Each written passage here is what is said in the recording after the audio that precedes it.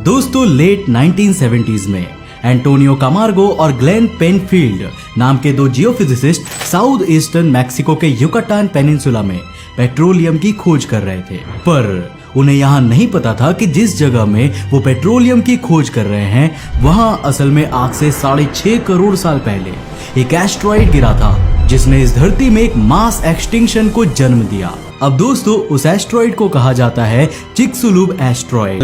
यहाँ पर एक रीसेंट स्टडी हमें बताती है कि डायनासोर्स को मारने वाला एस्ट्रॉइड असल में चिक्सुलुब था ही नहीं, बल्कि इसके बाद एक और दूसरे एस्ट्रॉइड ने डायनासोर्स की आबादी पे फुल स्टॉप लगाई थी। एक एस्ट्रॉइड जिसका क्रेटर साइंटिस्ट को जमीन पर नहीं बल्कि समुद्र की गहराइयों में देखने को मिलता है। तो हेलो गाइस, मैं हूं कौशिक और चलिए जानते हैं डायनासोर्स को खत्म करने वाले दूसरे एस्ट्रॉइड के बारे में। दरअसल दोस्तों साइंटिस्ट को समुद्र के नीचे गहराइयों में एक क्रेटर मिला है और उनका मानना है कि ये क्रेटर भी उसी समय का है जब डायनासोर्स का अंत करने वाले चिक्सुलुब एस्ट्रॉइड धरती पर गिरा था। अब बात करें अगर चिक्सुलुब क्रेटर की, तो 180 किलोमीटर डायमीटर वाले इस क्रेटर को 1970 के दशक में ही खोज लिया गया था। पर आखिर हमारे इस नए क्रेटर को खोजने में इतनी देरी क्यों लगी? कारण ये है कि ये वाला क्रेटर समुद्र के अंदर मौजूद था। अब इससे पहले कि मैं इस क्रेटर की डिटेल्स पर जाऊं, आपको बता दूं कि ऐसा पहली बार नहीं हो रहा है कि वैज्ञानिकों ने डायनासोर्स के टाइम वाले कोई क्रेटर खोज निकाला हो, बल्कि पिछले साल 2021 में यूक्रेन में 24 किलोमीटर डायमीटर वाला एक और क्रेटर खोजा गया था जिसे बॉल्टाइश क्रेटर नाम दिया गया है। अब एस्टिमेट्स के अनुसार ये भी चिक्सुलुब क्रेटर से कुछ हजार सालों के बाद ही बना था। इसका मतलब कि डायनासोर्स के अंत के पीछे सिर्फ एक ही एस्ट्रॉइड का हाथ नहीं था। 6.5 करोड़ साल पहले जब चिक्सुलुब एस्ट्रॉइड धरती से टकराया था तब उससे मची तबाही ने मोस्टली डायनासोर्स की जान ले ली थी। लेकिन डायनासोर्स की प्रजाति का अंत तब नहीं हुआ था, बल्कि इसके कुछ लाखों साल के टाइम फ्रेम में कई सारे एस्ट्रॉइड इंपैक्ट्स धरती पर होते आए, जिससे हमारे एटमॉस्फेयर में कार्बन डाइऑक्साइड और दूसरी जहरीली गैसेस की मात्रा बढ़ जाती है। साथ ही वोल्केनिक इरप्शन और सुनामीज ने जमीन पर मौजूद डायनासोर्स की लाइफ को इम्पॉसिबल कर दिया था। अब दोस्तों इनमें से कुछ एस्ट्रॉइड इंपैक्ट्स के सबूत हम खोज चुके हैं और कुछ अभी भी हमारी नजरों से बचे हुए हैं। और ये जो बचे हुए एस्ट्रॉइड क्रेटर्स है वो शायद अब तक ओशियंस में ही कहीं छिपे होंगे।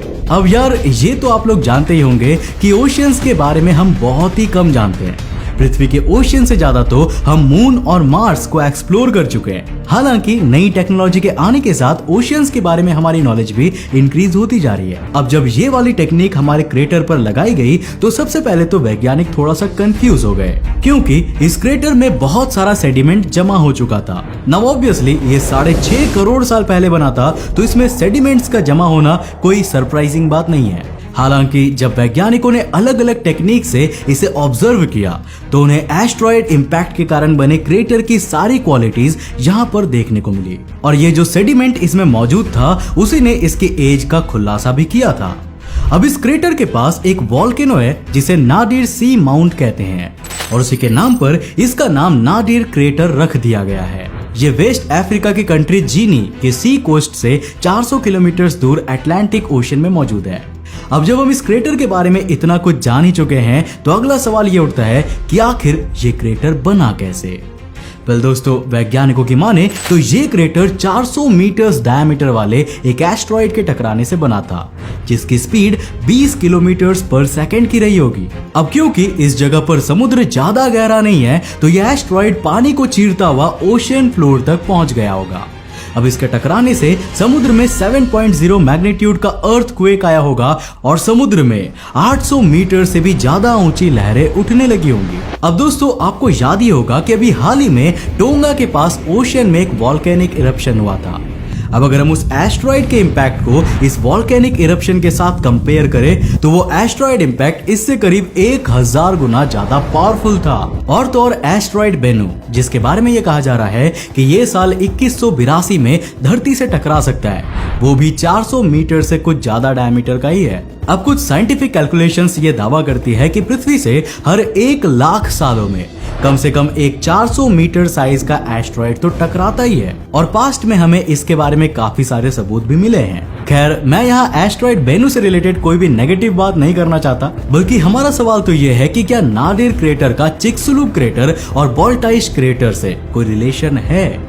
सवाल इसलिए खड़ा होता है क्योंकि जब हम इन तीनों क्रेटर्स के एज कैलकुलेट करते हैं तो ये 6.5 करोड़ साल के टाइम फ्रेम में ही आती है। Now point to be noted here, हमें चिक्सुलुब एस्ट्रॉइड के ओरिजिन के बारे में भी एग्जैक्ट नॉलेज नहीं है। वैज्ञानिक इसके बारे में अलग अलग थियरीज देते हैं। अब एक कंप्यूटर सिमुलेशन से ये अंदेशा होता है कि शायद ये सभी एस्ट्रॉइड्स जिन्होंने इन इम्पैक्ट क्रेटर्स को बनाया वो एक बड़े एस्ट्रॉइड के टूटने से बना होगा। ये एस्ट्रॉइड्स थोड़े थोड़े समय के बाद धरती से टकराए और इन्होंने एक सोची समझी साजिश के तहत डायनासोर्स का अंत किया था। हाँ, मतलब डायनासोर्स का अंत तो कोइंसिडेंस ही था, पर धरती पर एस्ट्रॉइड इंपैक्ट पहले ही तय हो चुका था। अब इसी का एग्जाम्पल हमने कुछ सालों पहले जुपिटर की सरफेस पर देखा था। दरअसल साल 1992 से 1994 के बीच कॉमेट शूमेकर लीवाई 9 जब जुपिटर के करीब से गुजरा तो इस प्लैनेट की ग्रेविटी ने इसके टुकड़े टुकड़े कर दिए और इसके इम्पैक्ट हमें जुपिटर के अलग अलग रीजन्स में देखने को मिले थे। अब शायद ऐसा ही धरती पर भी हुआ होगा। अब दोस्तों यहाँ पर मेरे पास आपके लिए गुड न्यूज है और एक बैड न्यूज भी है। अब पहले गुड न्यूज की बात करते हैं। अगर धरती से टकराने वाले ये तीनों एस्ट्रॉइड्स एक ही एस्ट्रॉइड का हिस्सा था तो हाई चांसेस है कि आने वाले समय में हमें और भी ऐसे क्रेटर्स मिलेंगे जो दूसरे एस्ट्रॉइड इंपैक्ट से बने होंगे। और बैड न्यूज ये है कि क्या पता आज भी उस एस्ट्रॉइड के कुछ हिस्से धरती से टकराने का इंतजार कर रहे हो। अब देखो यार, यहाँ पर कुछ कहा नहीं जा सकता। ऐसे किसी एस्ट्रॉइड इंपैक्ट की प्रोबेबिलिटी हर 1 लाख साल से 10 लाख सालों में एक बार होती ही है। मतलब चिक्सुलुब एस्ट्रॉइड के बाद से अब तक कम से कम 65 एस्ट्रॉइड्स तो फिर भी अर्थ से टकराए होंगे। अब 6.5 करोड़ साल के आसपास धरती से टकराए एस्ट्रॉइड्स को क्रेटासियस पोलियोजेन एस्ट्रॉइड्स नाम दिया गया है। अब साइंस अलर्ट की वेबसाइट पर पब्लिश्ड इस आर्टिकल के अनुसार इसी साल 2022 में वैज्ञानिकों ने ग्रीनलैंड में भी एक क्रेटर को डिस्कवर किया है। अब इस क्रेटर की एज 5.8 करोड़ साल मानी जा रही है। इसे ग्रीनलैंड के हियावाथा ग्लेशियर के नीचे खोजा गया है और इसीलिए इसका नाम भी हियावाथा क्रेटर रखा गया है। मतलब ये वाला बर्फ के नीचे छिपा हुआ था। अब यहाँ पर आप सोच ही सकते हो कि इन एंशिएंट इंपैक्ट क्रेटर्स को खोजना कितना कठिन काम है। क्या पता अंटार्कटिका पर भी कुछ ऐसे क्रेटर्स मौजूद हो पर बर्फ के नीचे हम कभी उन्हें देख ही ना पाए हो। पर सबसे बड़ी प्रॉब्लम तो यहाँ पर फिर भी समुद्री है। अब अगर हमें समुद्र के अंदर मौजूद इंपैक्ट क्रेटर्स का पता लगाना है तो इसका पहला कदम तो यही है कि भाई समुद्र को एक्सप्लोर करना शुरू करो। जितने राज हमें किसी दूसरे प्लैनेट को एक्सप्लोर करने में पता लगते हैं उतने ऑलरेडी हमारे समुद्र में छिपे हो सकते हैं। हमें इन इंपैक्ट क्रेटर्स तक पहुंचना होगा और वहां से सैंपल्स को कलेक्ट करके उन्हें एग्जामिन करना होगा। अब अगर कोई क्रेटर पृथ्वी से बाहर आए ऑब्जेक्ट्स जैसे कि एस्ट्रॉइड या फिर मीटियोराइट के कारण बना है तो उसकी कॉम्पोजिशन धरती की सरफेस से डिफरेंट होगी। इसके बाद हम वहां मौजूद सेडिमेंट्स और दूसरे एलिमेंट्स की मदद से उसकी एज को कैलकुलेट कर सकते हैं। पर दोस्तों अब आपका सवाल ये होगा कि भाई हमें इन क्रेटर्स की खोज करने की जरूरत ही क्या है? तो देखो यार, इसका सिंपल सा रीजन है हमारी फ्यूचर जनरेशंस की सिक्योरिटी। हमारी सारी प्रेडिक्शंस हिस्टोरिकल डेटा पर ही बेस्ड होती है और आने वाले समय में कब और कैसे धरती से कोई एस्ट्रॉइड टकरा सकता है और क्या वो हम इंसानों को खत्म कर सकता है, ये सब जानने के लिए हमें कॉन्स्टेंटली नॉलेज को एक्वायर करना ही होगा। वैसे हाल ही में नासा ने अपने डार्ट मिशन के थ्रू एस्ट्रॉइड डिमॉर्फस को टारगेट करने में कामयाबी हासिल की है।